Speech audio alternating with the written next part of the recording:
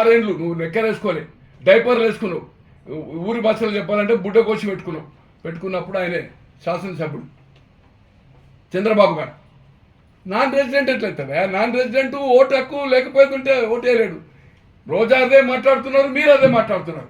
నేను అడుగుతున్నా జగన్మోహన్ రెడ్డి గారిని మీ హైదరాబాద్ ప్రెస్ ద్వారా 2014 6 నెలల ముందు వరకు ఎక్కడున్నావా నువ్వు? హైదరాబాద్లో ఉన్నావు కదా, గుంటూరులో ఇల్లు కట్టినాకనే పోయినావు కదా. ఈ రోజు నువ్వు పోయింది 14లో, కానీ ఎన్నికల్లో ఎక్కడి నుంచి ప్రచారం చేసినావు? 10:30కి ఇక్కడి నుంచి వెళ్ళు. మొన్న ఎన్నికల్లో 2019 ఎన్నికల్లో 6 గంటల లోపల ఇక్కడికి వచ్చావు. ఈ నుంచే హెడ్ క్వార్టర్స్ ఇక్కడి నుంచే కదా హెలికాప్టర్లో. నీ తల్లి చెల్లి ఏదైతుందో రాత్రి 10 గంటల దాకా తిరిగింది కదా. అటువంటిది ఏం మాట్లాడుతున్నారు? నాన్ రెసిడెంట్ ఓటర్ లిస్టులో పేరు లేకపోతే ఎమ్మెల్యే చేయడానికి వీల్లేదు. ఆ రాష్ట్రంలో ఓటు ఉండాలా, ఎమ్మెల్సీ కూడా ఆ రాష్ట్రంలో ఉండాలా, లోకల్ బాడీ ఎమ్మెల్సీ అంటే ఆ జిల్లాలో ఉండాలా, జిల్లా ఏ జిల్లా లోకల్ బాడీ అవుతుందో. గ్రాడ్యుయేట్ కాన్స్టిట్యున్సీకి ఓటర్ లిస్టులో పేరు అవసరం లేదు. అలాగే ఏదైతుందో గ్రాడ్యుయేట్ కాన్స్టిట్యున్సీలో గ్రాడ్యుయేట్ అయ్యే అవసరం లేదు.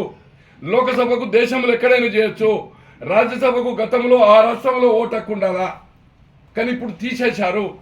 అటువంటిది తెలియకుండా నాన్ రెసిడెన్స్ అని తర్వాత వాళ్ళని ఏదైతుందో లోకేష్ గారు, పవన్ గారు, ఇప్పుడు షర్మిలమ్మ గారు కూడా, అయ్యా సజ్జల గారు, రోజా గారు కొడాలన్నారు 11 సార్లు ఆమెకు ఓటు హక్కు వచ్చిన తర్వాత 11 టైమ్స్ పులివెందులు వేసింది. రికార్డెడ్ అని చెప్తారు. 11 టైమ్స్ ఉప ఎన్నికలు